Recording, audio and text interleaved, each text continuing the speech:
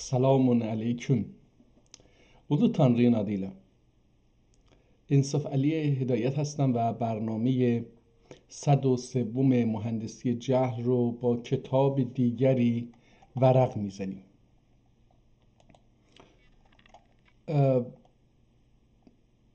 بریم ببینیم که برای امروز چه علم عقاید اصول دین. بذارید ببینیم چی داره میگه. این سری قبل اگر یادم باشه ما کتاب لغت شاهدی رو خوندیم. اجازه بدید ببینم که این کتاب رو خوندیم. من یه مختصر هم در مورد این صحبت کردم. این رو ببندیم و الان کتاب شاهد چیز هست؟ اصول دین، علم عقاید اصول دین. ببینید این نگاه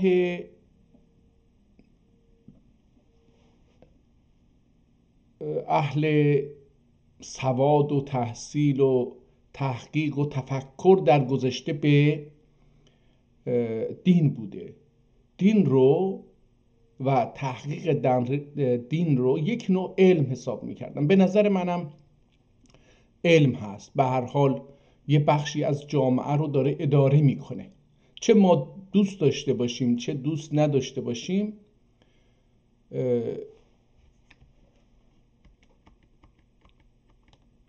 هر ایدئولوژی که داشته باشیم تأثیری در این نمیذاره که بخش بسیار بزرگی از مردمان روی زمین دیندار هستند و عده‌ای هم بر روی این دین و سخنانی که در این دین یا افکاری که در این دین نوشته شده یا گفته شده یا زبان به زبان و سینه به سینه چرخیده اومده رسیده به اینها دارن انرژی میذارن، وقت میذارن، تلاش میکنن، میفهمن و میفهمانند. حالا درست باشه غلط باشه به نظر دیگری قابل نقد باشه، این یه حرف دیگریه. اتفاقا این قابل نقد بودنش و یا تغییر چیزش هم در طول زمان و در مسیر زمان به معنی علم بودنه.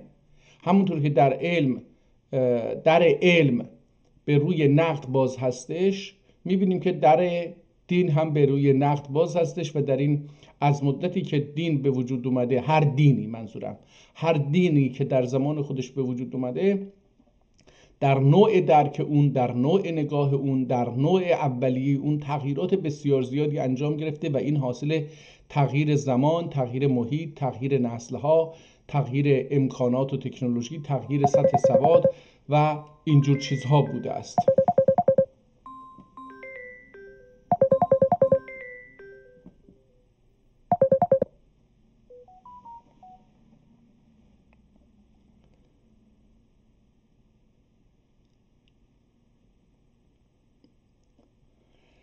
خب بذارید ببینیم چی شد.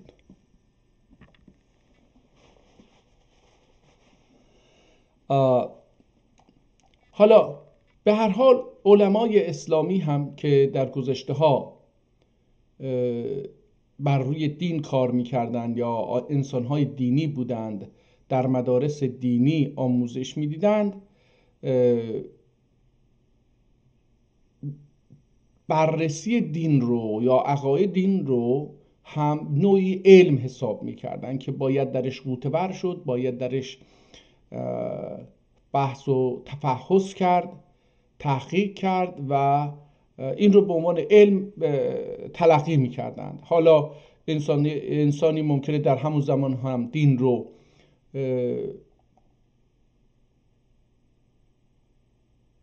نپذیرفته باشه یا پذیرفته باشه، ضد دین باشه یا دین باشه. اون انسان دینی خودش دین رو علم تلقی میکرده. دین میتونه مثل روانشناسی باشه، مثل جامعه شناسی باشه، یا بخشی از روانشناسی باشه، بخشی از جامعه شناسی باشه، ولی به هر حال به زندگی مردم سر و سامان میده. خب من کتاب رو چیز کردم که ببینیم. کتاب جلدش بسیار تمیز مونده، حالا یه اندک خسارات دیده ولی خب تمیز مونده. نوع نقاشی که رویش هست نوع نقاشی عثمانی هست، در دوره عثمانی نوشته شده قطعاً. از حالا اینجا یه چیزی نوشته شده که باید من این رو بچرخونم تا شاید بتونم اینو ببینم چی هست. The Council per or Judicial ترکیش. حالا ترکیشش خوندیم، بقیهش دیگه نخوندیم.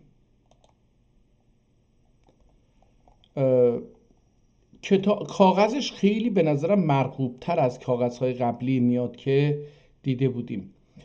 اصول دینده یعنی عقاید علمینده ترکی لسانده معتبر bir رساله تالیف eyledim.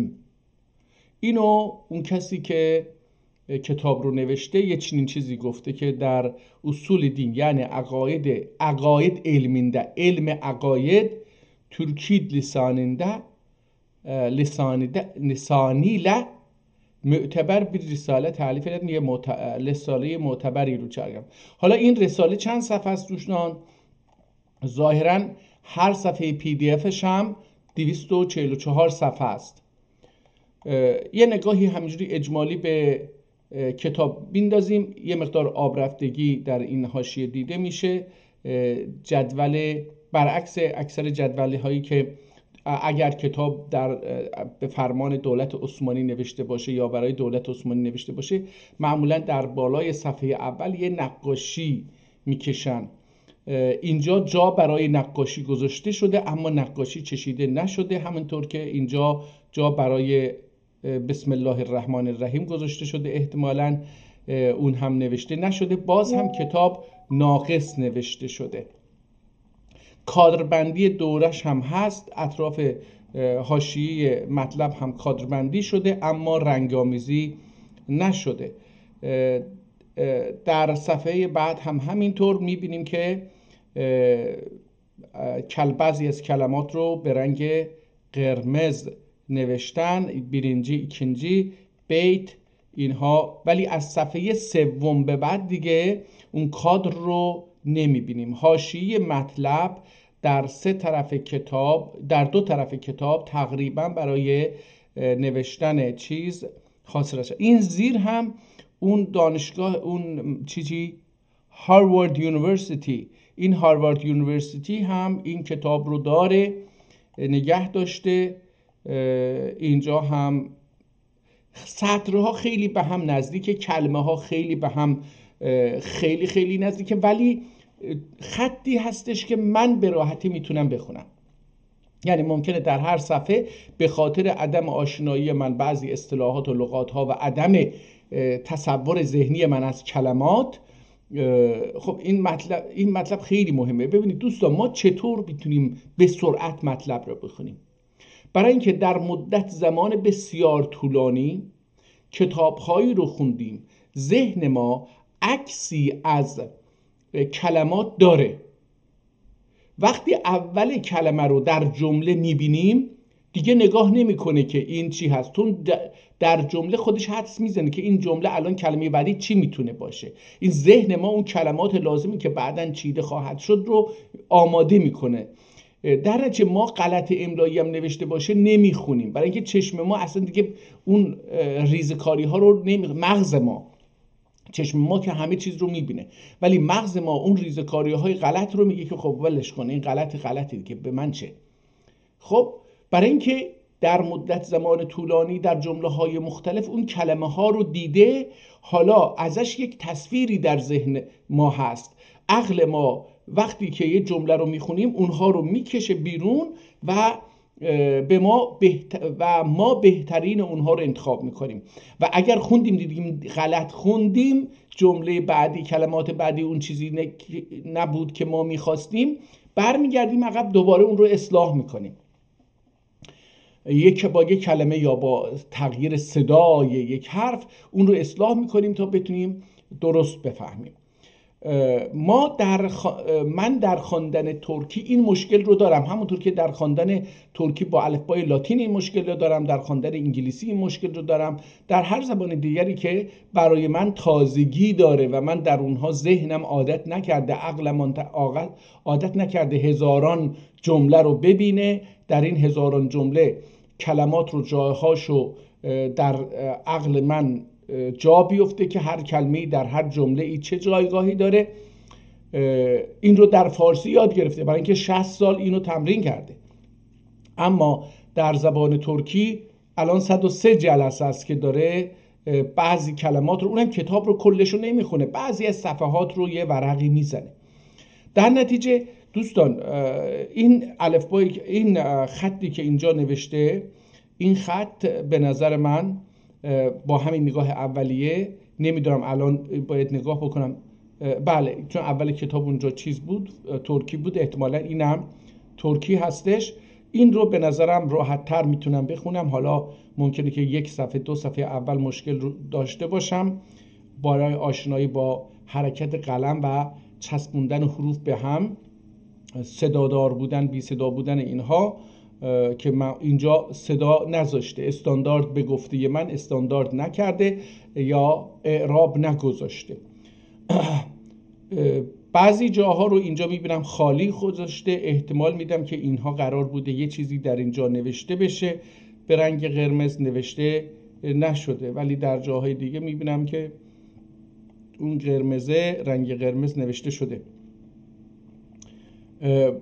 قلم هنوز که هنوزه با یه قلم ادامه داره، چون این کتاب 244 صفحه هست. من یه مقدار بالاتر میرم که ببینم آیا تغییرات بیشتری در اینجا با یه حاشیه به لاتین نوشته شده، احتمالا در مورد همین مطلب باشه. همون قلم ادامه پیدا میکنه به یه قلم اندازه قلم و نویسنده یکی هستش، از نظر روانی هم ظاهرا یکی هستش، چون که تغییر روانی زیادی نمیبینیم، چون که کتاب داره اینجا چی شد بیردür فهمیله والله اعلم. حالا اینجا اگه بتونیم برگردیم صفحه 59 هستش، ببینیم که چی شده. این چند صفحه سفید هست، دوباره یک کتاب دیگری شروع میشه. بسم الله الرحمن، این همونه ولی با اینجا بسم اللهش رو خودش نوشته. این کادر رو هم خالی گذاشته ولی بسم الله رو خودش نوشته. اینم دوباره birinci, ikinci, üçüncü, dördüncü همینجوری داره میشمره. این صفحه 60 و این هم دیگه کادر نداره. این صفحه اولش و دومش کادر داره، بدون رنگ آمیزی هست، اما دیگه اون صفحات بعدی نداره و تمام میشه و کتاب بعدی شروع میشه.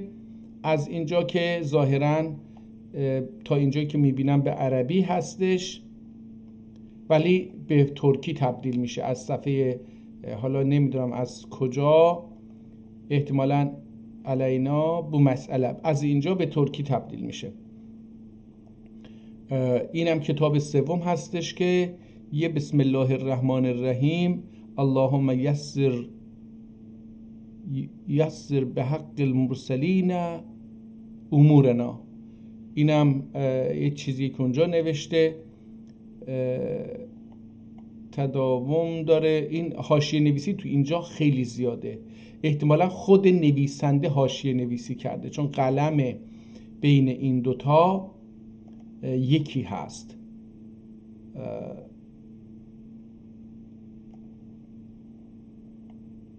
بله به نظرم قلم ها یکی هستند.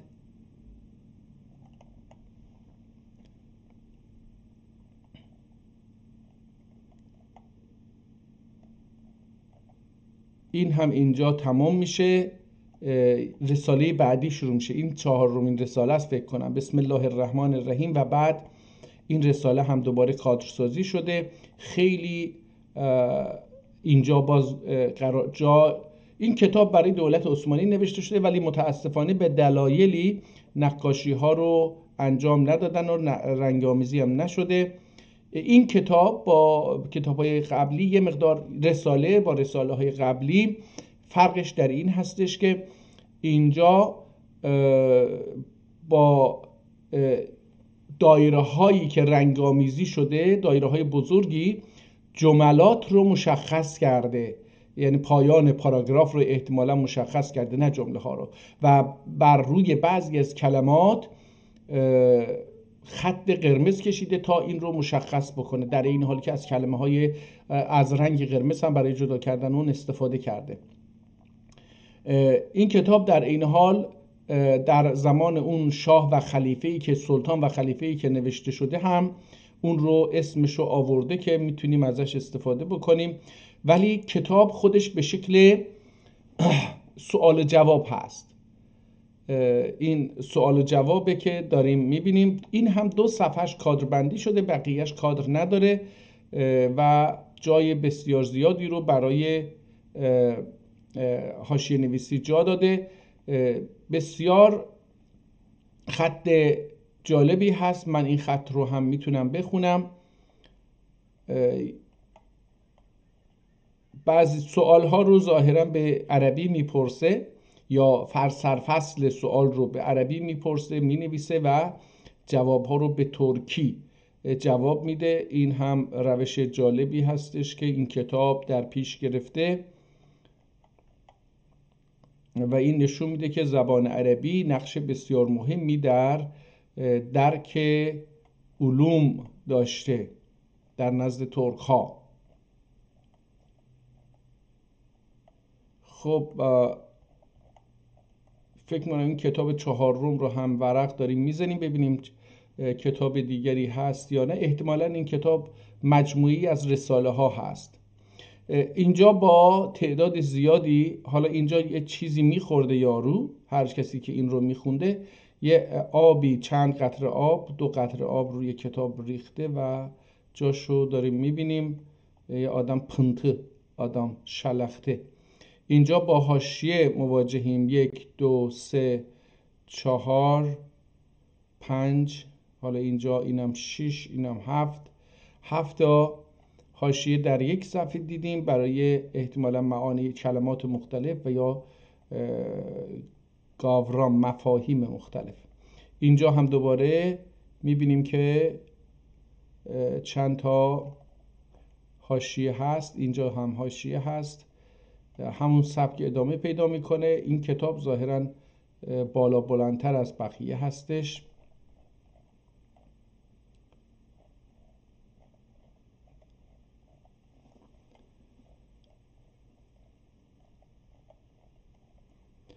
خب من یه مقدار با سرعت بیشتری این رو برم برای که نمیخوام روی این وضعیت. کتاب جالبی هست به هر حال برای ما که ترکی رو نمیفهمیم. اینجا کتاب تمام میشه و کتاب تمام نمیشه. قدیم padişahi teklif olunmaz قانون قدیم padişahi böyledir. نه ادامه داره هنوز. اینجا خط عوض میشه از احتمالاً سوای شریف هستش، احتمالاً بدون نقطه هم هست. فتوای شریف، یه فتوایی هستش به نام فتوای شریف. حالا چی هستش باید ببینیم که این فتوای شریف چی هستش. فتوا نظر یک عالم یا یک مجموعه، الان در مصر مجموعه از علمای الازهر برای دادن فتوا دور هم جمع میشن، جلسه میکنن، بحث و بررسی میکنن و فتوایی رو صادر میکنن. این فتوا از نظر حداقل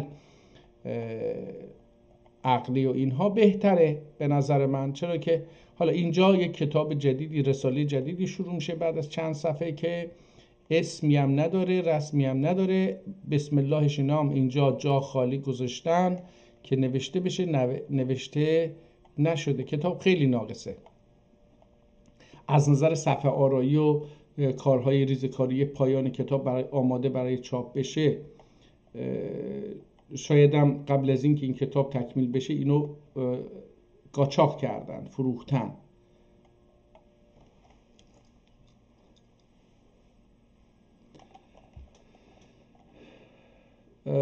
خط این بخش از کتاب دوباره تغییر کرد.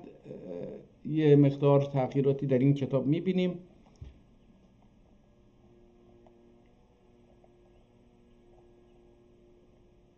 اینجا هم همینطور حاشیه جالبی رو میبینیم که نسبت به متن همیشه حاشیه نویسی همیشه ریزتر و خطوط و کلمات به هم نزدیکتر، سطرها هم به هم نزدیکترش همیشه، چون جا کمه اونجا باید این دقت رو انجام داد و این کار رو کرد. در این کتاب حاشیه نویسی بیشتر دیده میشه، خطش هم جالب هست. دوباره اینجا چند صفحه خالی و دوباره یه مطلب جدید آغاز میشه. این فکر کنم 6مین یا 7مین رساله هستش. دوباره اینم 2-3 صفحه تموم شد و از نو سعادت لو. حالا اینم دوباره چیز جدیدی شروع میشه با خط دیگری در یک سبک و سیاق دیگری. اونم تمام شد و حالا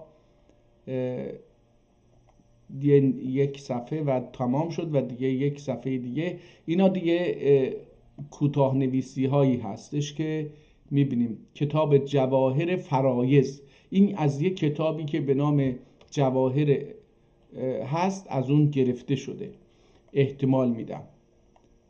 جواهر یک کتاب چند جلدی هستش اگر اشتباه نکنم.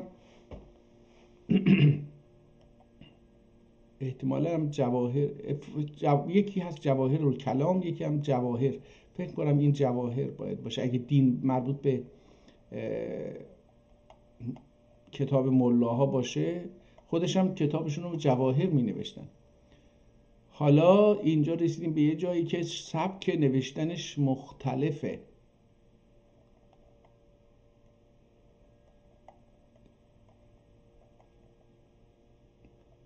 و اینجا هم حاشیه مختلف است.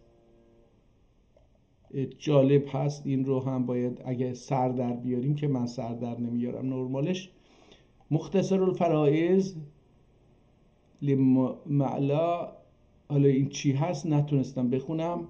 بخشی از کتاب رو با رنگ قرمز نوشته که متاسفانه خیلی کم رنگ شده در اثر زمان.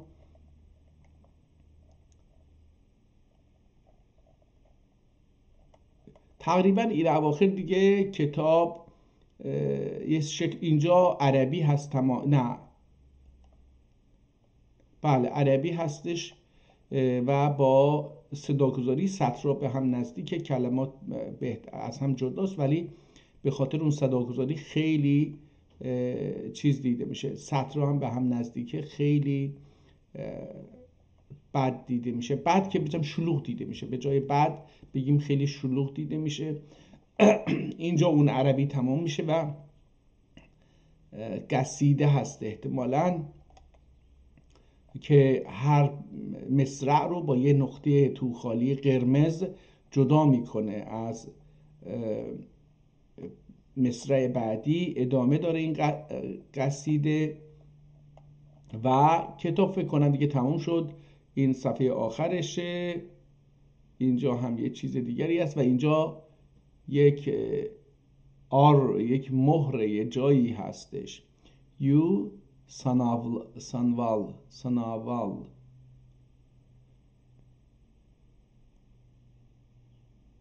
لوسیم. حالا احتمالاً یو علامت یونیورسیتی باشه. حالا اون چیست؟ هاروارد کالج لایبرری gift of the United States Naval Academy. در تاریخ 1931 این کتاب رو نیروی دریایی آمریکا به این دانشگاه هدیه کرده.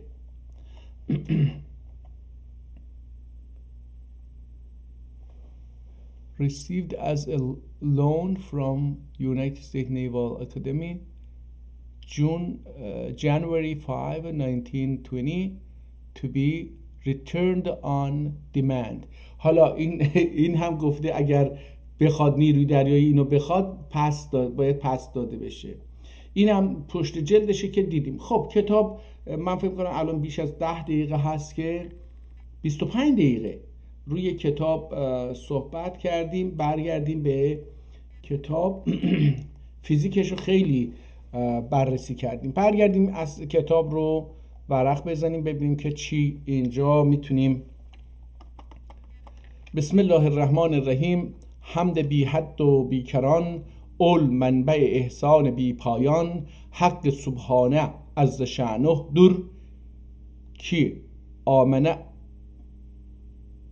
واصل اولونسا، کیم آنه کی. این حالا اینجا با چیز افتادیم. کامنه واصل اولونسون کیم، bir وجه احسن و نظام اکمل üzerine olacaktır. Ekmel üzerine alemi gare ademden sahray vücuda ihraç etti.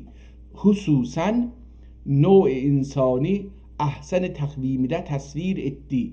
Dahi اقل محلی و تکلیف معرفته. حالا این محلی رو دوستان صداگذاری کرده تا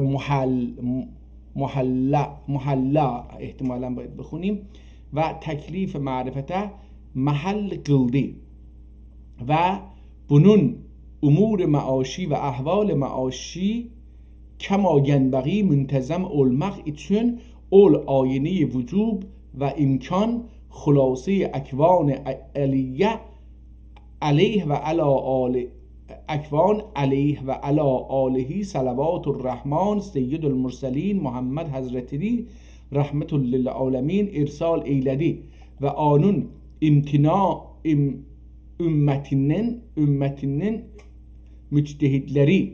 حالا اینجا برای ملا آنون ümmetinin müçtehitleri قبلندن شریعت اساسنی اصول دین ایله محکم قلده. حالا این ببینید چی میگه، خیلی حرف جالب میگه و آنون امتنون مجتهدلری قبلندن، یعنی در قبال کارهایی که این مجتهدین امت حضرت محمد انجام دادند، شریعت اساسنی اصول دین ایله اساس شریعت رو با اصول دین محکم کردند. یعنی این ملاها یک کارایی را انجام دادن که ما فرض میکنیم که حضرت محمد انجام داده، در حالی که چنین چیزی نیست. حالا اینجا تموم شد. چون که اول معدن البر و الالطاف کریم الخلق و الاوصاف زبدة العارفین طالب الحق و الیقین امیر المکرم لا زال جامعنا بین السیف و القلم سنان بی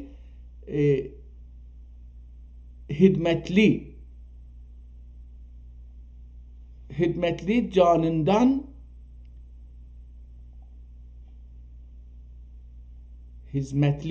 hizmetli canibinden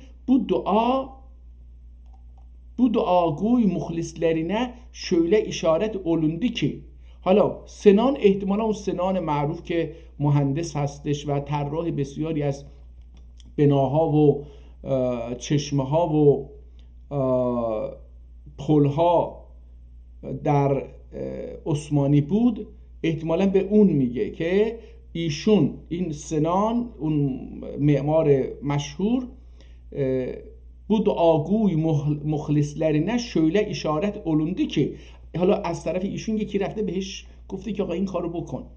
olundu ki usul dinde yani عقاید علمinde Türkçe lisanıyla müteber bir risale talif edüm. Adı gibi در مکنون اوله. حالا اسمش در مکنون گذاشته این کتاب رو. عادی کبی یعنی مثل اسمش که در مکنونه، خودش هم در مکنون اوله و آنون مطالعسی bir تانده. حالا این چی هست؟ آنون مطالعسی bir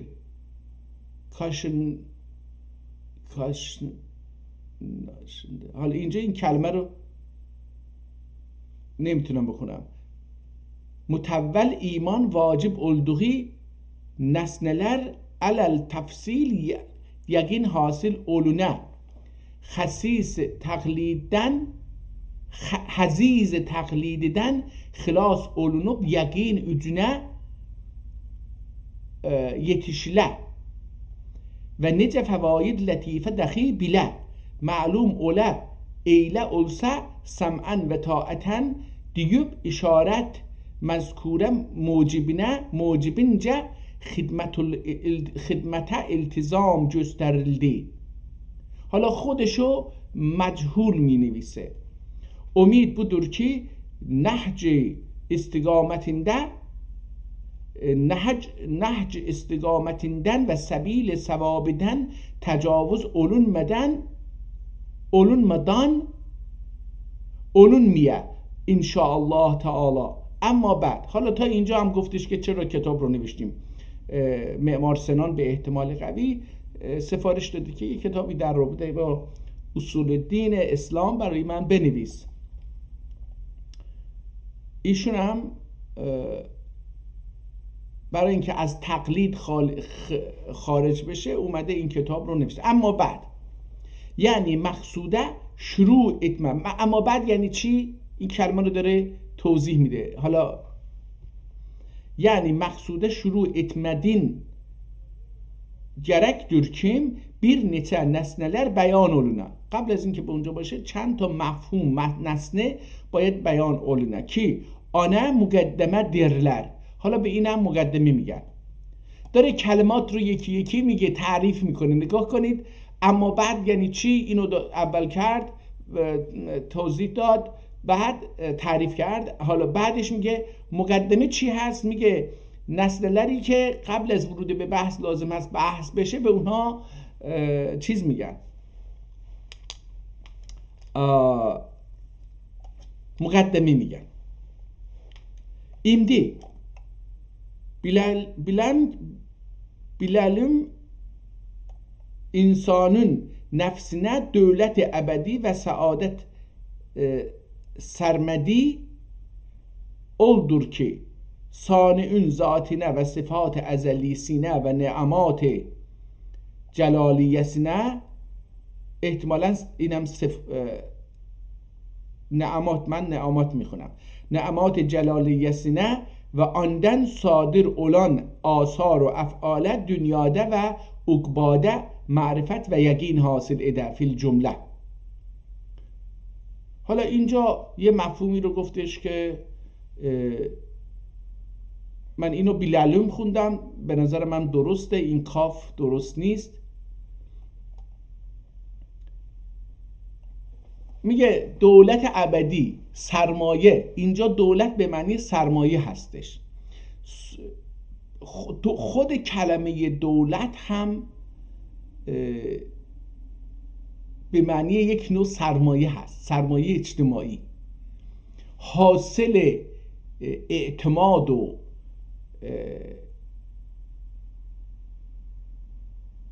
میتونیم بگیم که دولت حاصل اعتماد یه مجموعه انسان ها به علاوه حاصل جانفشانی انسان ها، حتی رایگان جانش، یعنی پول نمیگیرن که جانفشانی بکنن، و دادن داوطلبانه یا اجباری، حالا مالیات اجباری دیگه، داوطلبانه مال و ثروتشون به یک جایی برای حالا حفظ امنیت و حفظ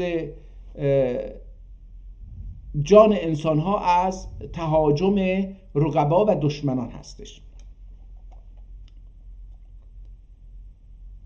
حالا اینجا یه حرفی رو که این دولت در اینجا به معنی یک نوع سرمایه هستش. دولت میتونه سرمایه اجتماعی هست، قطعا دولت سرمایه اجتماعی هستش.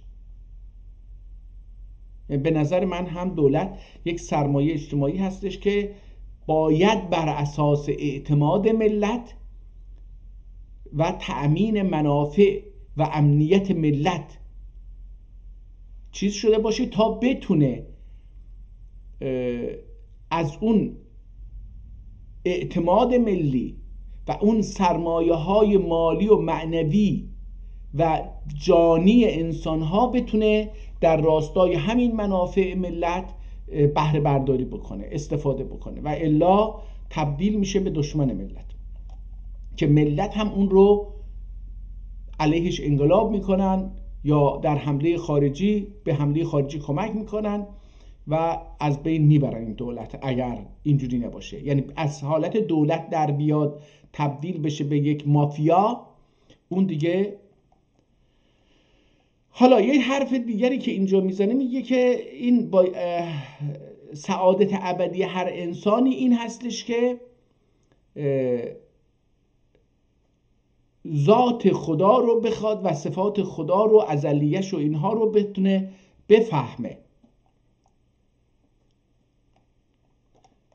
حالا از کجا بفهمه که به ذاتش که نمیتونه اصلا نگاه بکنه. این آدم حالا اینجا یه کلمه‌ای گفته در حالی که این اصلا ممکن نیست. ما ذات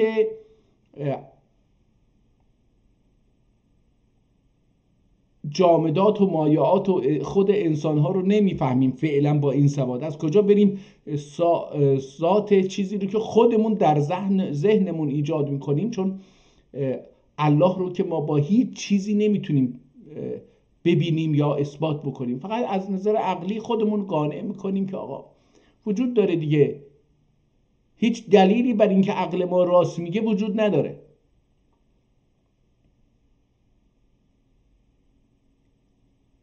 چون عقل ما محصول شرایط و آموزش‌های اجتماعی هستش، محصول تجربه ماست، محصول سواد ما، میزان نشست و برخاست ما، محیط ما، اینها دیگه محصول شرایط و وضعیت خود ما هستش. ممکنه که در یک زمانی، حالا شرایط تاریخی رو نگاه بکنیم اینو متوجه میشیم. خب حالا میگه که به طور خلاصه فی الجمله یه معرفت و یقینی حاصل بشه. کشی مبدئینی و معادنی، یعنی اول ندن وجود گلدی و نمگامت یتسه گرکتور آنی کما ینبغی بیله. کشی اینجا انسان به مفهوم انسانه. در زبان ترکی کشی به مفهوم انسانه. قادن، خانم، قز، آروات، این به مفهوم زن هست و ارچک، حالا در بعضی از جوامع ترکیشی خود کلمه کشی به مرد هم گفته میشه. اما معرفت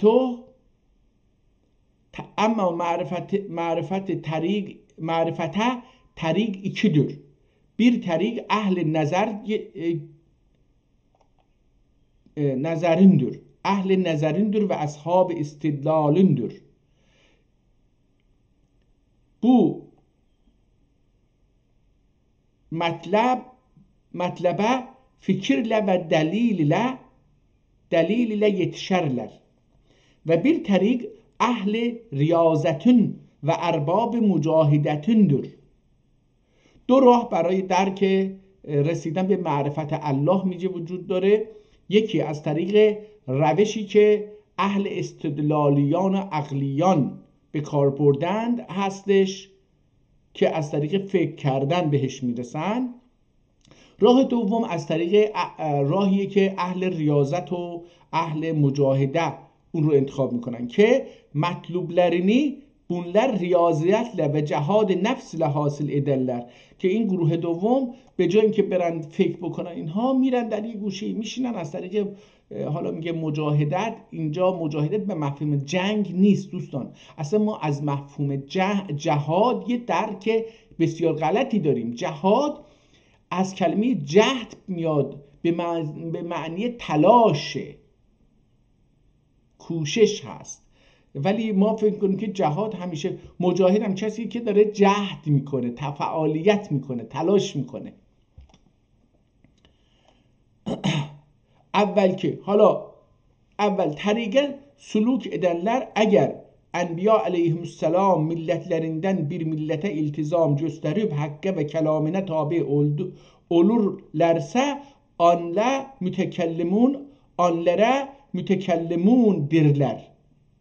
حالا میگه اگر این کسایی که عقلی کار میکنن اگر به یه دینی وابسته هستن که بر اساس اصول اون پیغمبر ذکر کرده دارن حرف میزنن و عقلشون رو به کار میگیرن، نگاه کنید عقل تخصیصی، عقلی که دیگه آزاد نیست، عقل در یه چهارچوب دینی صحبت میکنه. میگه به اینها فیلسوف نمیگن، به اینها متکلم میگن. و الا مجرد عقل مقتضاسینجا جذب havaya tabi oldularsa onlara hükema ve meşşaundirler. اما فقط نه از دین خارج تابعیت نکنن، خارج باشن، عقلشون آزاد باشه.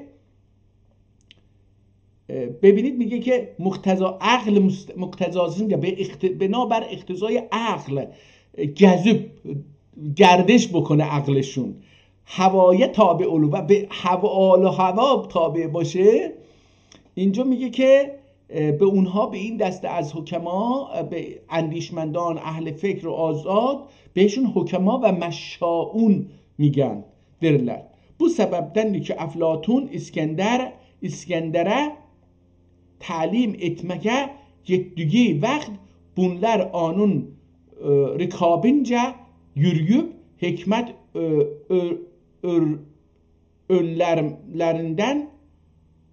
önlerinden idi. Hikmet ögerlerindendir.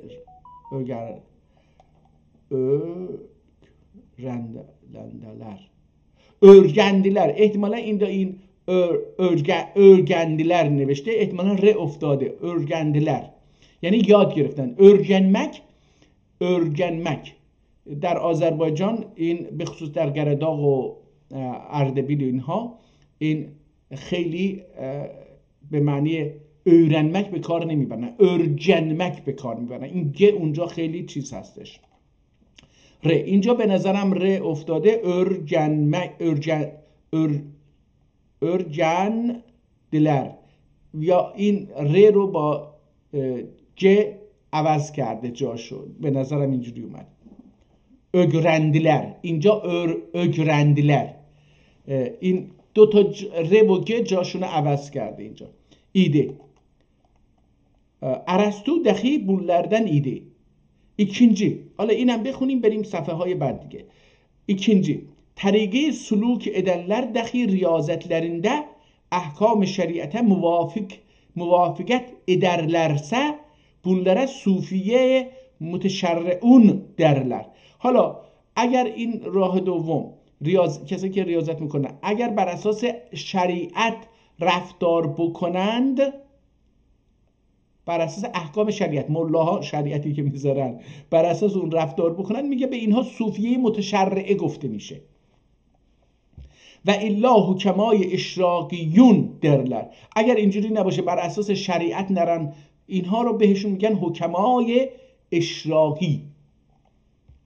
بو معنی خیلی خوب داره تعریف میکنه. من این تعریف رو حالا با بعضی از کلمه ها موافق نیستم، ولی به نظرم خوب داره تعریف میکنه. من برای اولین بار یه تعریف جالبی از اینکه عقل رو، عقلا رو به چند دسته تقسیم کرد: عقلای درون دینی، عقلای برون دینی، عقلایی که تابع شریعت، عقلا نه،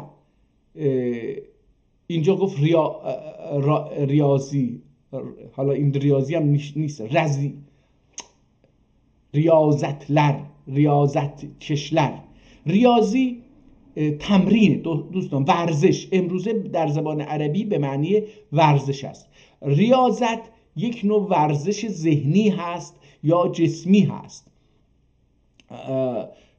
و خب معمولا اینها خیلی کم غذا میخورن قاعدتاً و بیشتر میرن توی یه جایی تفکر میکنن. این تفکرشون هم در چارچوب اون دینی یا اون ایدئولوژی هستش که بهش اعتقاد دارن. دین گفتن برای اینکه فرقی نمیکنه، میکنه که بودایی باشه، کنفوس، هر دینی که باشه میرن توی صومعه یه جایی میشینن اونجا مثلا تفحص بکنن دیگه. Ve illa hukemayı işragın dirler. Bu məniden ki mücerred riyazilətlerinden kendilerine işrak olup keşf olunursa ona uyup gane olurlar. اگه خودشون در اثر اون فعالیت‌های ذهنی درونی که دارن میکنن، اگه یه چیزی براشون کشف بشه و بر اساس اون قانع بشن olurlar، پس به اونها میگن اشراق دیگه. اشراقیه oldu ki معلوم oldu ki her tariqanın iki taifesi var imiş. Evet حقیقتده evet نوشته، به احتمال میدم evet که امروزه میگن همینه. evet حقیقتده hikmet اهل شرع طریقinde muhakkakdır. Nitekim şairdir. Şair dir. Der. اینجا با ای نوشته دیر. شاعر دیر. بیت.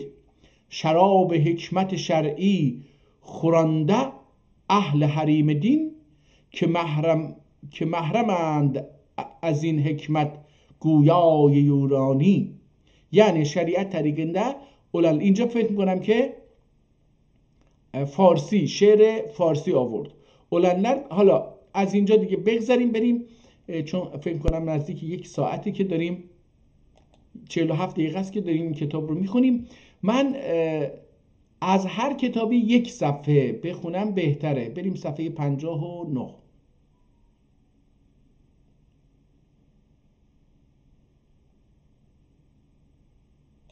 خب این کتاب در صفحه 59 فکر کنم تمام شد، ولی من این رو مسئله رسل بشر رسل ملکدن افضلدür. حالا میگه که بشر هم رسولی از طرف خدا داره، ملائکه هم رسولی از طرف خدا دارند.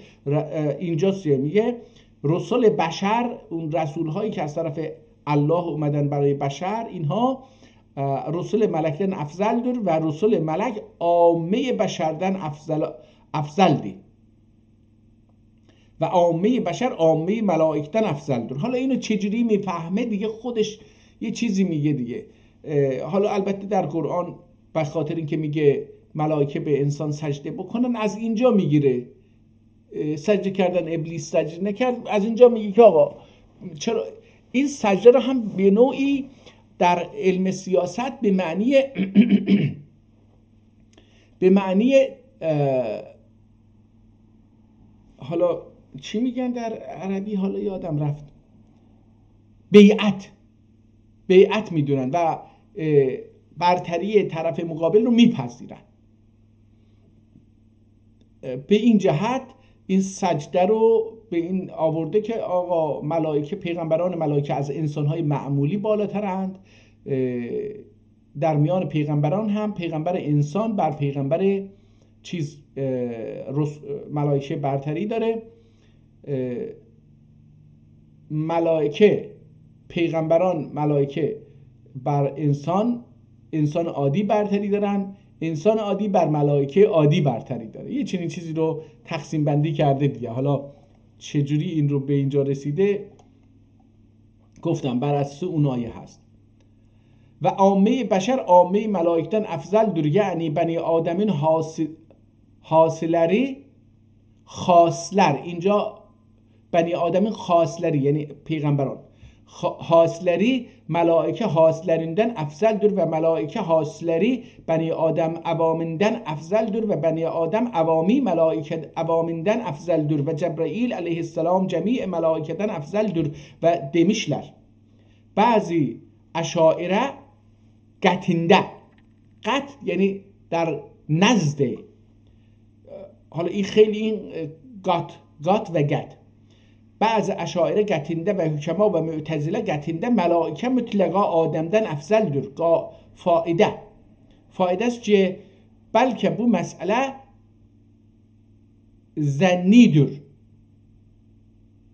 زنی هستش، بر اساس زنه، قطعی و یقینی دگüldür. حتی اگر ترتیب مذکورون aksine اعتقاد ایلسه کافر olmaz. حالا اینجا میخواد یکی رو کافر رو چیز میکنه که میگه نه.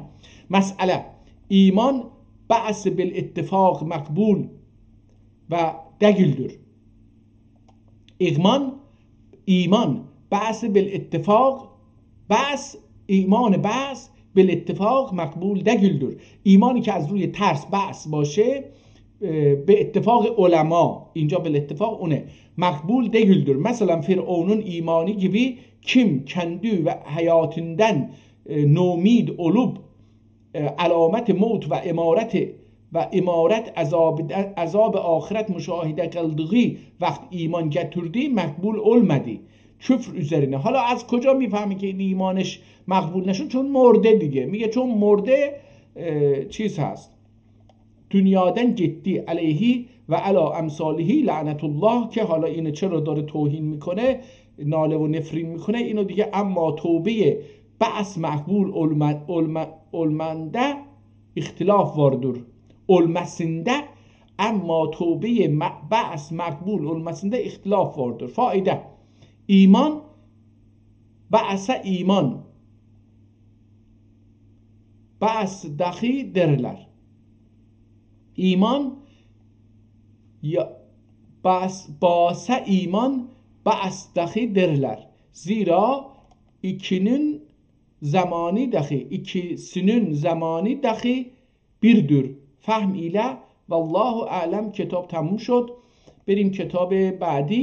بسم الله الرحمن الرحیم. الحمد لله الذي خلق الانسان علمه البیان و الصلاة و السلام علی سیدنا محمد المبعوث فی آخر الزمان و علی آله و صحبه اجمعین. اما بعد. din ve dünyaya nafi 23 hikmet irad eyledim. İrad eyledim yani irad elbette ki در زبان ترکی ایراد یعنی عیب.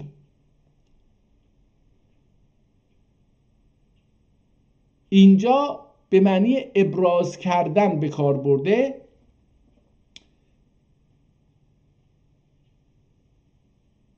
حالا عامل olanların 23 تا میگه حکمت، دلیل برای که ایراد کردم که برای دنیا و آخرت شما نافع باشه. عامل olanların dünya ve ahiretleri مأمور olmak محققdır. حالا از کجا این محققه که هر کس اینها رو عمل بکنه این 23 تا رو حد دنیا و آخرتش مأمور میشه؟ این دیگه محققdır و مقبول کلماتdır. اول که حکمت علم و ادب، öğrenmek. اینجا همون قبلی رو اینجا آورده. من عرض کردم که در آذربایجان این örgenmek هست، در این کتاب در این هر کجا هستش öğrenmek هستش. علم و ادب öğrenmeye ağır etmeyesin. برای یاد گرفتن علم و ادب آر نکنی، خجالت نکشی. به جای خجالت آر گذاشته که فکر کنم این کلمه هم عربی باشه. خیلی هم عربی ما خوب نیست. علم و ادب öğrenme ağır etmeyesin, cüzdür demeyip, cüzdür saxte, cüzdür demeyip سعی edesin. Ahiret ahvalinden gafil olmayıp iki cihani bihude satmayasın ve yaramaz kelam söylemeye adet etmeyesin. Yaramaz yani bifayde. Yaramaz kelam söylemeye adet etmeyesin ve bir nesne talep ettikinde yaramaz esmeyesin. Yaramaz esmeyesin.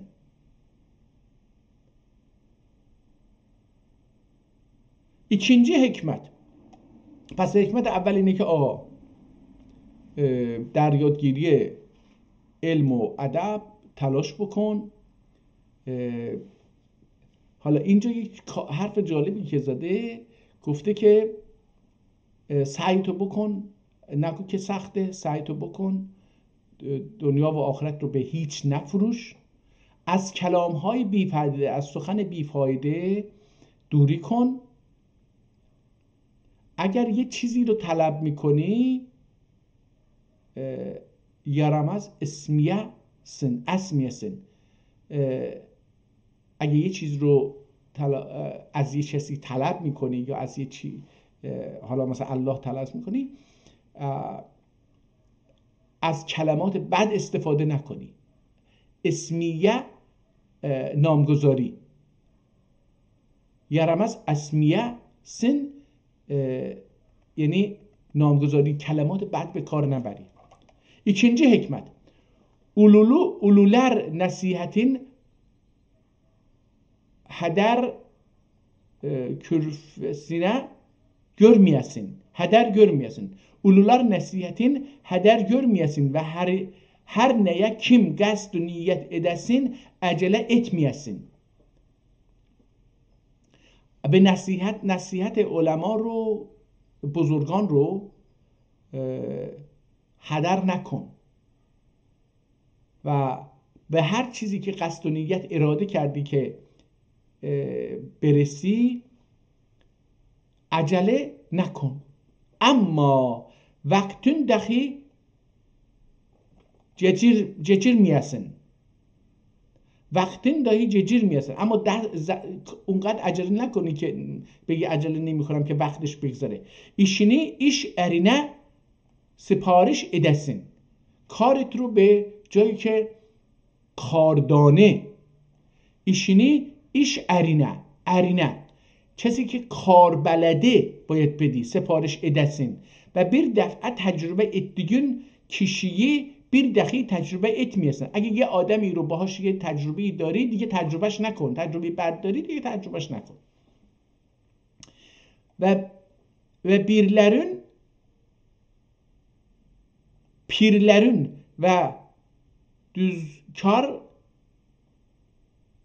pirlerin ve düzkar dediklerin kelimatın canı kulağ ile dinleyip amel edesin. حالا پیر اون انسان‌هایی که بر اثر تجربه و دانش به یه جایگاهی رسیدن که حرف خوب میزنن، سخن خوب میزنن. دوزچار اون گفتش که کسی که کارش خوب بلده، دوزچار، این کلمه برای اولین باره دارم میشنوم. دوزچار اونا آدمایی که کارشون درسته، میگه که düzkar دیدelerin یعنی اونا که دیگه زمان گذشته تجربه کردن، کلماتشون رو با جان قulağı با گوش جان dinleyip amel edesin. بشنو و عمل کن. Üçüncü hikmet, kendine iyiliği, sanat ve zühdü, takva پیشه edinesin.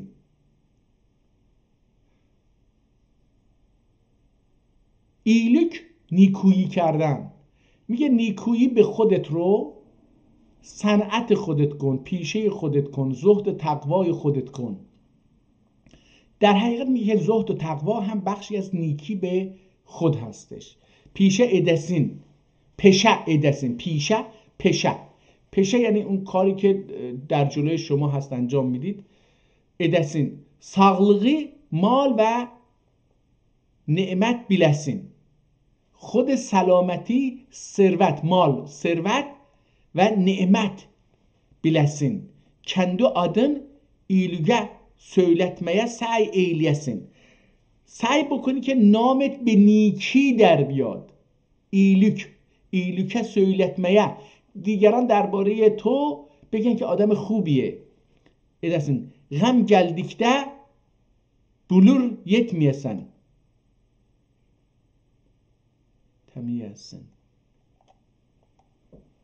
Gam geldikte bulurtmeyesin. این بلورتمه نمیدونم چی هستش. غم geldiğinde بلورتمیسن. احتمال میدم پرتلمک چی می باشه، یعنی خودتو از دست ندی، نپاشی از هم. dördüncü حکمت بمونه. بریم کتاب، این کتاب رو آخرش رو خیلی ساده است این کتاب، خیلی، یا من به احتمال میدم که من یه مقدار به زبان ترکی آشنا. حالا این صفحه آخرش هم یه مقدار ازش بخونیم. 18. hikmet. Her zaman ademliği kendine pişe edinip ademliği kendine pişe edinip bəxil olmaqdan ziyade ehtiraz eyleyesin. Hacetini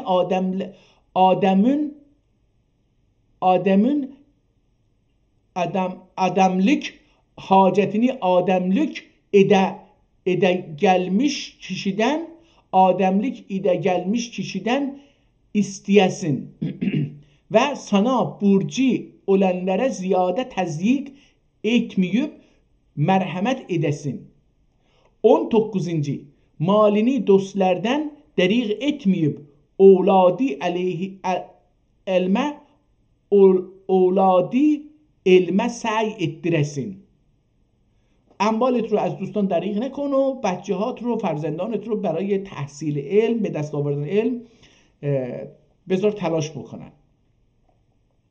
اولادی علم سعی ettiresin. علم متعدی، اونها رو مجبور کن که تلاش بکنن که علم یاد بگیرن. 20. hikmet. Vefadar yaranlardan kesilmeyesin و قطع علاقه etmeyesin. از دوستانی که وفادار هستند قطع رابطه نکن. و اهل نعمت olduklarında اختلاط edip ve öysüz ve evsiz söylüp devletten düşüp namagul söz ile zikr etmeyesin. میگه وقتی که اونها اهل نعمت olduklarında اختلاط edip ve uysuz söylüp،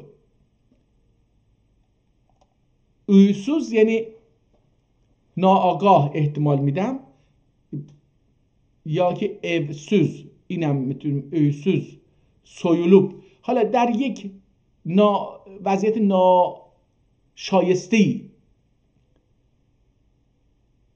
اینا اموالشون از دستشون غارت بشه. soyulmak اینجا یعنی uysuz، نامناسب، شرایط، در یه شرایط نامناسبی، حالا دزدی، غارتگری بذاره کلاهبرداری اموال اینها رو ببره، دولتن düşüp، میگه اگه اینها در زمانی که ثروت داشتن باشون دوستی بکنی ولی وقتی مالشون از دست دادن نامعقول sözüyle، با سخنان نامعقول اونها رو ناراحت نکن. زیت etmeyesin و دشمنی خور görmeyesin، دشمن رو خار نبینی. دائما حذر üzere olasın، دائما آماده باشی، در حال دفاع، برای دفاع آماده باشی. نادان دوستی دشمن bilesin، دوست نادان رو دشمن بدون. این خیلی مهمه، این خیلی مهمه. 21. hikmet. Belalar vaktinde sabredip malun var iken tengi destlük موقعینه اسیرگیسین. میگه در زمان که مال و ثروت داری همینجوری باید خرج نکن، فکر بکن که یه روزی ممکنه تنگ دست بشی.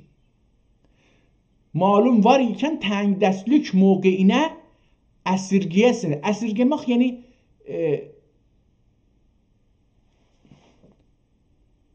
sakla. حالا اینجا بگیم saklamak. تا که نامرده اینو میگه، نامراده muhtaç ölmeyesin ve ölümki fikir edip ve ölmeyi fikir edip ne israf ve ne خست edesin. میگه حالا به مرگم فکر کن تا نه اسراف بکنی نه خست بکنی و عیب بین olmayasın. Eybi bin olmayasın. Eybiləri görən olmayasın və kimsəyə aldatmağa ehtimalən səy etməyəsin.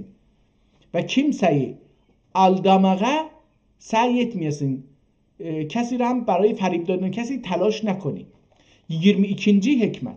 Her işi Allah'tan bilip daima şükür üzere olup marifetsiz Adem'den ve vice ede ve bice ede dostan ve bice ede dostan Irak olasın. بیفایده، این هم بیفایده است، من حالا درستش خوندم. و بیفایده دوستان ایراق اولاسین و yanında suyu olanı suci olanı yanında suci olanı affeyleyesin. Hakkı sözü yerde ve gökte a'la bilmesin. Hak sözü yerde ve gökte a'la bilmesin ve zabitleri dost bilmeyip anlarıyla ihtilaf etmeyesin. اینجا من این چرا حق سوزی یرده جویده اعلا bilmesin یعنی چی؟ bilmesin یعنی بدونید. اینجا به مفهوم چیز نیست. این به مفهوم مصدر bilmesin یعنی bilmah. اما ضابطleri این مأموران دولت رو dost bilmeyip anlarıyla ihtilat etmeyesin. 23. hikmet. Bilmediğine yoldaş, bilmedikle yoldaş olma. Az söyle, kimsenin kemlüğüne sönme, kimsenin mütealine gülme. این حالا متعال نیست. البته kimsenin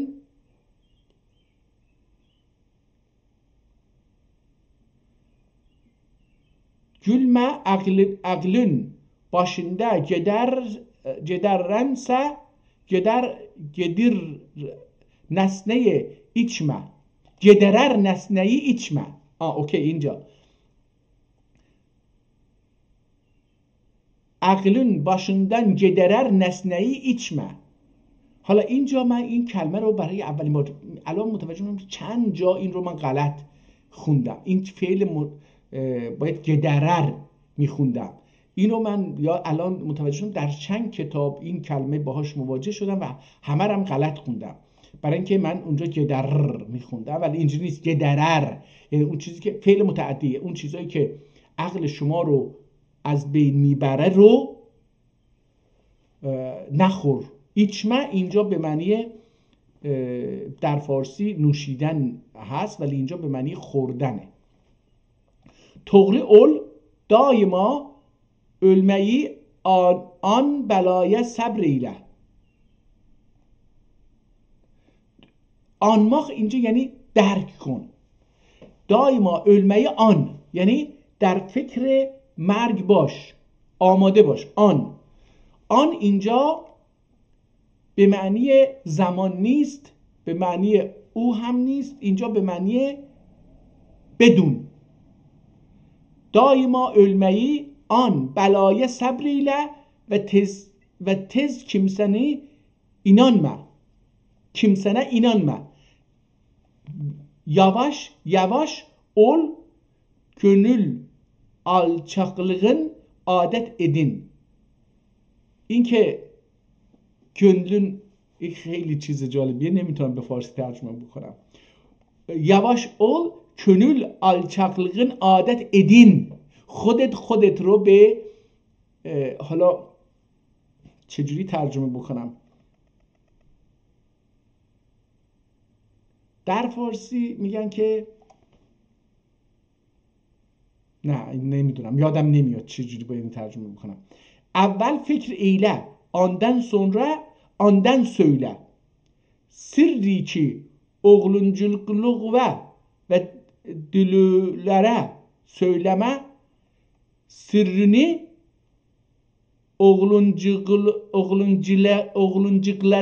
oğluncuklara به بچه های کوچیک sırrını oğluncuklara ve دلولره söyleme و به دیوانه ها نگو و سلام علی من اتبع الهدی. اینم از این کتاب بعدی که گفتیم عربی شروع میشه، اینو از اینجا ولش بکنیم بریم اونجایی که به ترکی شروع میکنه.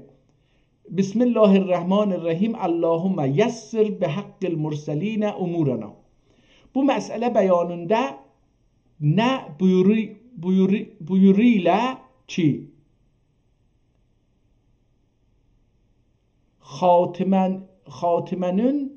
xatimeden və həm edin və vəhm edən kimsənə nə məqule nəsnəyə iştiğal etmək gərək və dünya və uqba izzətinə وصوله سبب اوله الجواب. حالا من اینو متوجه نشدم، این خیلی یه چیزی نوشت که هم برام سخت بود، اینو ولش بکنیم بره. کتاب خیلی کوچیکی هم هستش، یه مقدارم خطش سخته ولی ادامش یه چیز دیگه. امدی معلوم اوله که امر kimin حقی سبحانه تعالانın lütfüne ve keremine mazhar olup cennete girmek istese ona lazım budur ki cem'i günahlarına peşiman olup tövbe ve istiğfar estağfurullah Rabbi ve etûbü ileyh. Tövbe ve istiğfar ettikten kendiyi muhasibe eyliye. Göre üzerinde hukuk Allah'tan ve hukuk nasiden nesne var mıdır?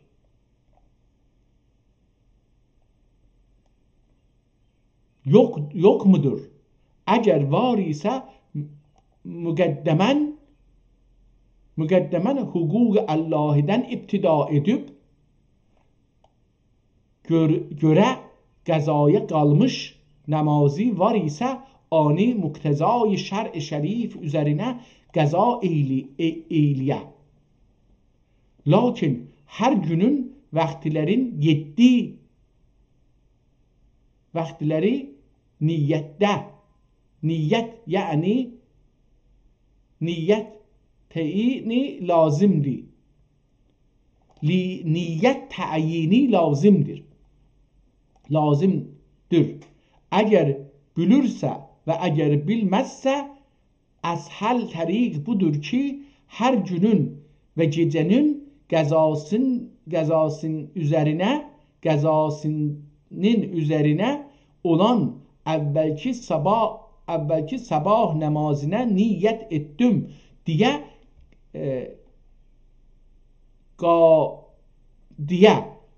ta vetre varınca. و حالا این نماز شیعه ها اینو نمیخونن دیگه تا وتره وارنجه. وتر حالا یه نمازی که منم نمیدونم، من دیگه اینها رو متاسفانه وارنجه.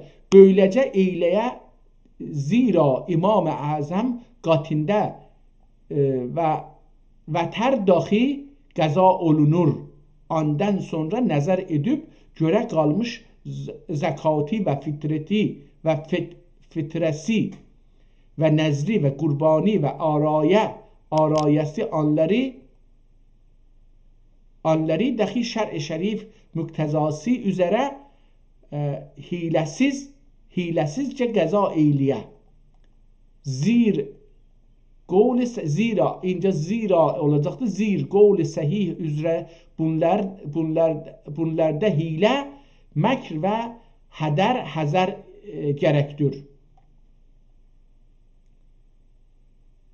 Bunlarda hile, mekr ve hazar gerektir. Lakin kurbani gazasından tarik budur ki her bir yıl için o taca ortaca bir koyun kıymete tutuluyup حالا اینجا دیگه بقیه‌ش هم بریم صفحه بعد، کتاب بعد. اولش سخت بود این کتاب ولی بعداً دیگه یه مقدار خطش راحت تر شد. حالا اینجا صفحه آخرش رو از اینجا بخونیم. گرچه بازیهاندن این چیه نمیدونم، واضحاندن این چیه، گازیهان فتواس، این گازیهانه احتمالا، gazihanda. Gazihan fetvasında demiştir ki eğer bir kişi ve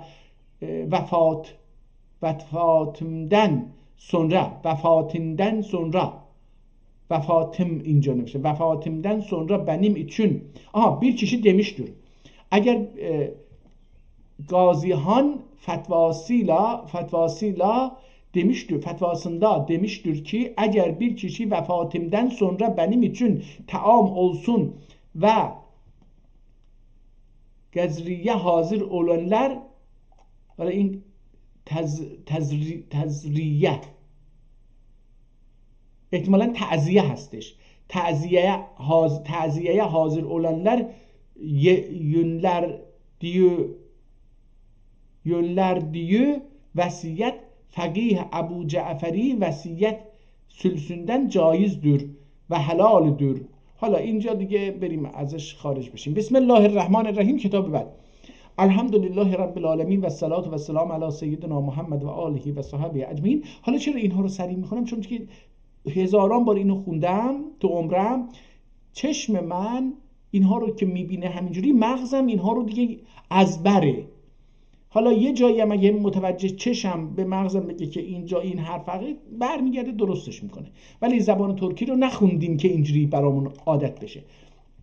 اجمعین. اما بعد سعادتلو و فضیلتلو سلطانم عرض دایی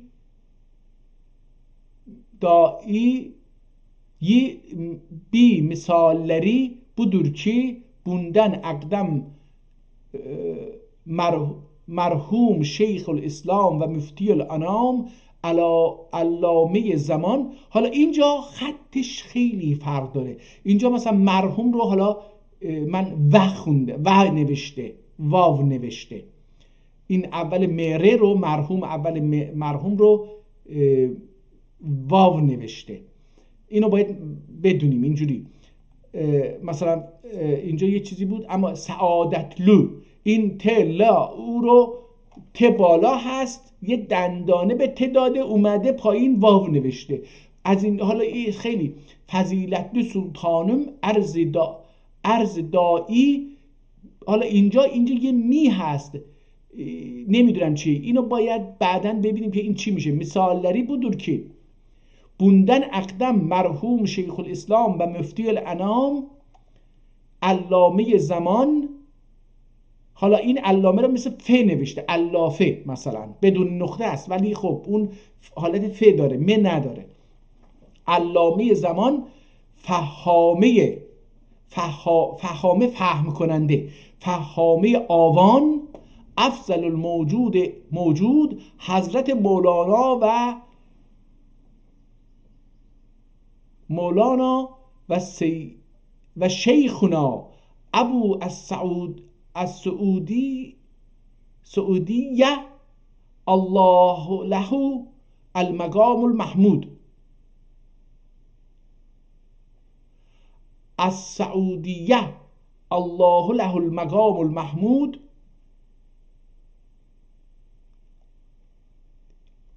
حالا احتمالاً اسمش اینه شیخنا ابو سعودی الله له مقام المحمود، سلطان زمان و زمین. حالا اسمشه، نه اون اسمش نیست. همین سعود از کلمه سعده دیگه. سعودی الله در اون زمان احتمالاً زنده بوده. سعودی الله له المقام المحمود، سلطان زمان و زمین، خلیفه رب العالمین، جناب جنت مقام، همای قدساشیان، ابوالفتح و نصر ابوالفتح و نصر مرحوم سلطان سلیم خان علیه الرحمه. این سلطان سلیم رو داشته میگفته. و غفران حضرتlerine نظام دین و دولت و انتظام احوال مملکت اقتضا etmekin بعضی مسائلde ائمه diniden bazı müçtehidin Rızvanullah aleyhim ecmaîn golleriyle amel olunmak münasip olduğun arz buyurup ol minval üzere amel olunmağa فرمان سلطان و حکم جهانبانی صادر olup والاه اسلام ولات اسلام ولایات احتمالاً این به جای ولایات باشه ولات اسلام و گزات والیان ولات اسلام و گزات و حکام اولووجه عمل معتادdur. حالا سریر سلطنت و پایه خلافت تجدید ربانی ایله مجدر علوب هدیگه سلطنت تازه بهجت و ریاض خلافت جدید نصرت بولیجک او سلطانی و حکم خاقانی ذکر اولونان مسائل ده نه منوال üzere edükne şüphe olunmağış müşkül olup keşf ve beyan ve emriş padişahi ayan buyurulmak ricasine vaki olan mevaddün bazı arz olundi باقی فرمان من له الا و کدر خلد الله خلافته. حالا تا اینجا دیگه چیز کرده بود، از اینجا به بعد شروع میکنه به بعضی مسائل. این کتاب رو هم به سرعت بریم جلو. الان فکر کنم بیش از 1 ساعته که 1 ساعت و 22 دقیقه. من دیگه با اجازهتون برای اینکه خیلی طولانی میشه اینجوری، الان صفحه 85 هستم، برم صفحه 150 هر چی هست از اونجا یه چیزی بخونم. خب این صفحه 150 خیلی هم شلوغ شد. زیدون ملک منزلینün سقلندن امر و حق و درم باردور. حالا اینجا رو یه مقدار سخته، اجازه بدید اینو ازش بگذاریم. این دست نوشته یه مقدار سخت بود. فکر کنم از اینجا بعد دیگه اون کتاب رو میرسیم که خیلی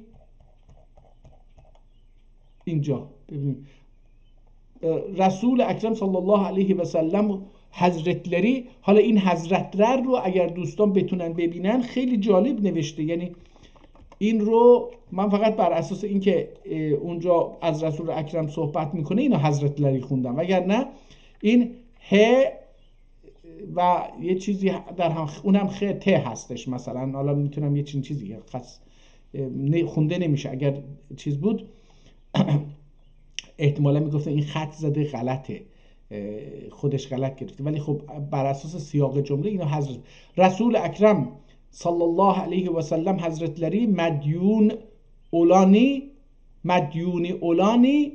اولان kimsenin این مدیون هست، اینم نی هستش. حالا نی اینجوری نون رو اینجوری نوشته مثل نون و یه، ولی این مدنون اولان kimsenin namazın kılmadı ve dedikleri vakı'dır. Aslı var mıdır? El cevap vardır. Aslı var yani. Ve'dur hatta hala in mervidir. Vardır ve mervidir hatta İmam Şafii Hazretlerinin kefaletün rükni ancak icab olup kabul bile olmamasına delil qaviləri budur. Ve amma er-ruknu فهو الایجاب و القبول فی الکفیل و القبول فی الطالب و هذا عند ابی حنیفه و محمد رحمه الله، اینجا احتمالا باشه، و هو قول ابو یوسف الاخر و قوله الاخر و قوله الاول. حالا اگر کن هو الایجاب، حالا این اگر کن من اینو چیز نیست، نمیدونم چیه. الرکن هو الایجاب، این حالا اگر کن نبوده، الرکن هو الایجاب فحسبه و اما القبول فلیس بشرط و بهی اخذ الشافعی المادوی این نبیه. حالا اینجا میم گذاشته، نمیدونم این میم میشه مثلا چی، صلوات هم نمیشه، سلام هم نمیشه، چی هست این میم؟ اتا بجنازت رجل فی الانصار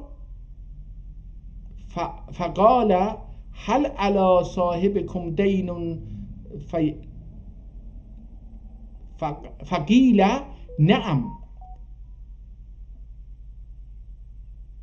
درهمان او دینار ان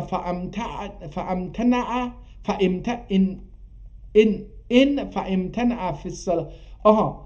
پیغمبر پرسید و قال هل علی صاحبكم دین فقیل نعم درهمان او دینار ان فامتنع فی الصلاة علیها فقال علی ابو فتاده رضی الله علی یا رسول الله فصلى علیها و لم ینفع قول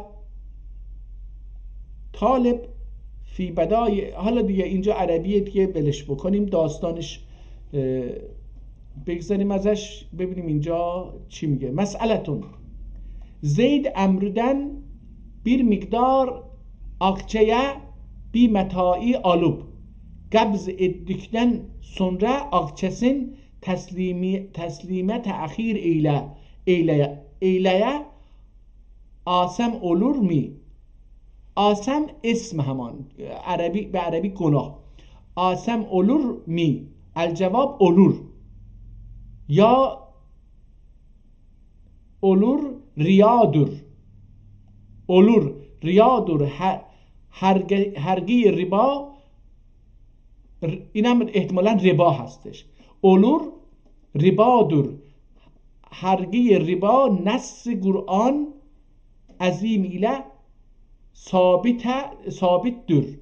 کما قال الله تعالی و احل الله البیع و حرم. حالا اینجا چیه؟ توابیع. ثمن ile alıp حرم الله توابیع. ثمن ile alıp تعجیل beyan olunmayacak. Semen ve def'e olunmak gerek. Ve illa dört gece riba ettiği metrehtir.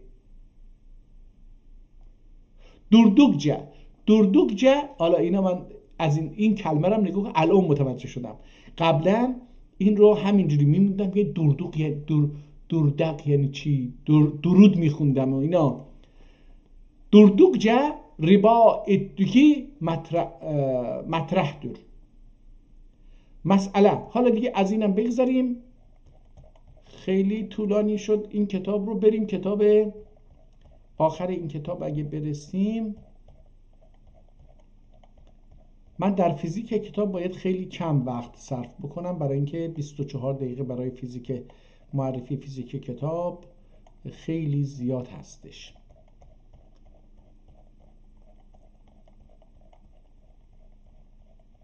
برای یک چنین برنامه زنده، البته برای بررسی فیزیک کتاب باید 10 روز صرف بکنه آدم تا بتونه بفهمه مثلا این کاغذ در چه زمانی ساخته شده، قطرش چیه، اندازش چیه، با چه تکنیکی ساخته شده و اینها. اینها مسائلیه که کمک میکنه برای درک اون زمان و اون تکنولوژی که در اون زمان بوده. خب این آخرین صفحه احتمالاً باشه، ببینیم که میتونیم بخونیم.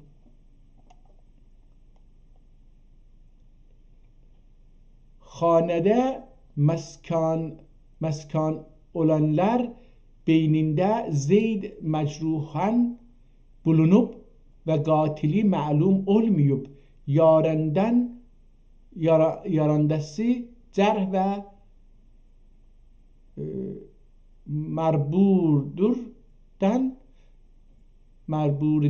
məcburidən ehtimalən باشه اینم məcburidən قوت اولسا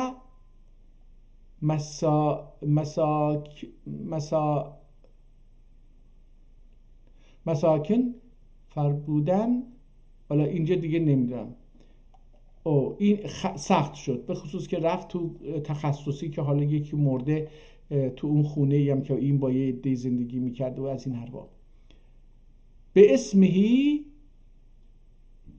و تعالی، سبحانه و تعالی باشه، این نقطه نذاشته، به اسمهی سبحانه و تعالی، اینو همینجوری بدون نقطه هستش، تونستم حدس بزنم. میم هرچی هست این دیگه نمیدونم، این مسئله هست و جیم جوابه. مسئله ایمان و اسلام ندور، ایمان و قرآن کلام الله دور، مخلوق مدور، قدیم دور، مخلوق مدور. سوال، چند تا سوال رو در یک جا گذاشته. گفته ایمان و اسلام چیست؟ ایمان و قرآن کلام الله هستش؟ آیا یعنی قرآن مخلوق هستش، خلق شده هستش؟ مخلوق مدور، غیری مخلوق مدور یا غیر مخلوق هستش؟ اینجا غیری هم چیز میشه. جواب، ایمان حق تعالانون وحدانیتنا و فرسال و انتظال و ارسال و انتظال ettikleri Resullere ve kütübüne قلبی اعتقاد و لسانی اقرارdur. ایمان این هستش که به اون پیغمبران و این کتاب‌هایی که فرستاده ایمان قلبی داشته باشی، اعتقاد قلبی داشته باشی و به زبان هم اقرار بکنی. اسلامın درجه اولی اولویتی طاعت و انقیاد درجه ثانیسی. اولین درجه اسلام اینه که طاعت و انقیاد بکنی به اسلام. درجه ثانیسی اعتقاد و اعمال شوائبدن خالص etmektir. درجه دوم اسلام بر اینه که اعتقاد و اعمالی که شائبه داشته باشه، شوائبدن شبهه درش باشه، شک شبهه داشته باشه، خالص etmektir. از اینها باید خالص بکنید خودتون رو. و احسن دنیا، حالا اینجا و فی احسن دنیا لمن اسلمه وجه الله، آیه کریمته، اینم یه آیه بود که آورد. و من احسن دنیا فمن اسلم وجه الله، آیت کریمه دندر bu مرتبه مرادdır ایماندن. و قرآن عظیم غیر مخلوقdur. قرآن مخلوق نیست، خلق شده نیست. bunun üzerine meşayih kebar icma edip محلوقیتine قول küfrdür. اگه بگن که این خدا اینو بعدن فرستاده، این کفر هستش. میگه اجماع هستش، اجماع علما ملاها این بوده که اگه کسی بگه قرآن مخلوق هستش، این kufr گفته. Tasrih eylemişler. Küfrdür diyor, tasrih eylemişlerdir. Rabbi İzzet'in sıfat-ı kerimesi semat-ı hudusinden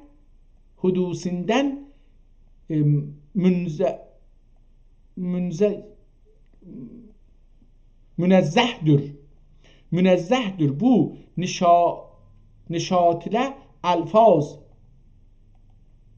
متفرقه و عبارات مزیقه ایله ظهوری آلان بشریتون گسوریندندر امر و نهی ما داخی. اینجا ماخی خونده میشه در حالی که امر و نهی اینا ماخی، من داخی بخونم بهتره. و مستقبله انعام و انعامی، این انعام ذاتی دگلدür. Mütealligat hadise تعلقی حسبی حاصل olmuştur fil حقیقه. تعدد و انعام مطلقا. حالا اینجا والله اعلم دیگه، حالا نتونستم بعضی کلمات رو خوب بخونم. اینم تمام شد.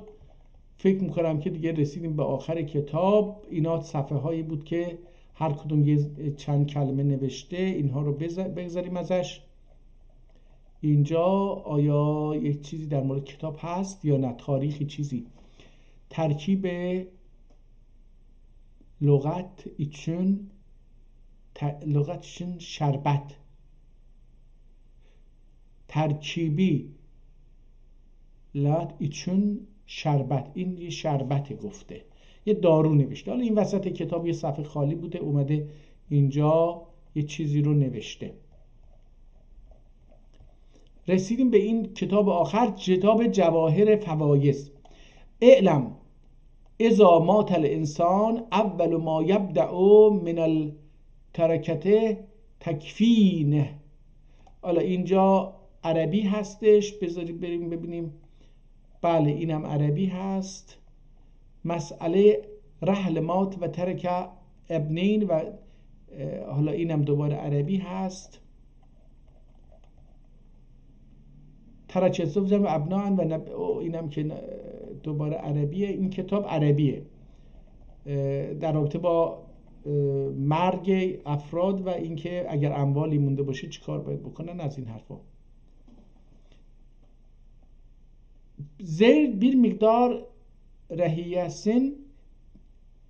زهیسین بار گریته تحمیل و کرینه بارگیرینه تحمیل و امر و تسلیم edip امر var بود حیریه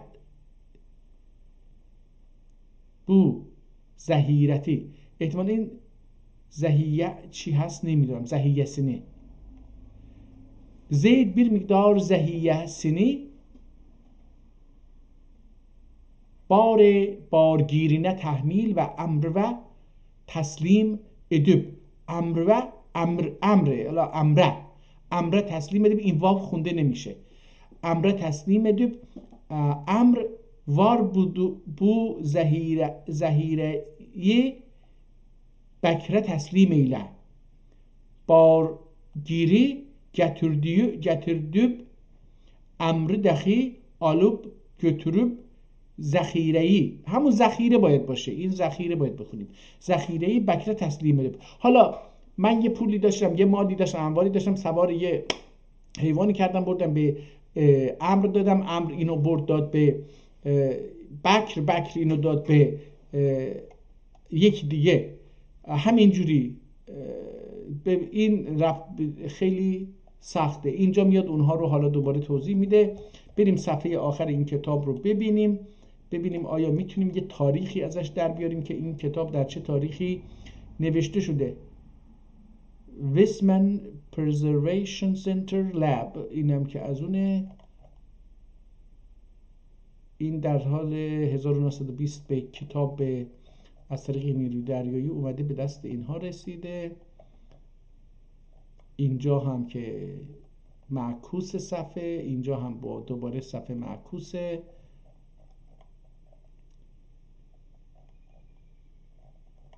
این چی هستش؟ این شعر بود، اگر یه قصیده بود. این آخری قصیده. آکیم درد و درونیم ینه بلدی زرری، ینه افلاک سیاه ایلد آهم شرری، لوح دیلده گوماده باشم اگر چی اثری باشم اگر چی اثری آه vah səhər gene büldüm güzəri yel gibi gezdim arada yel gibi gezdim aradem bulmadım birari diye ey bad seba söyleme aldım haberi her yana gah sikender gibi kıldım seferi ahadi şehbaz dilim açdı şehbaz dilim her yana baliyle peri eyledim seyrince müteberan seyri müteberan siyeri okudum kavl Ebu Bekr ile İbni Ömeri kimi Abbas delil attı kimi İbni Haceri ne hakikat bulur ol ne künc anlar ne peri ne gök anlar ne peri has am şeyh remişler demişler bir alay iyi haberi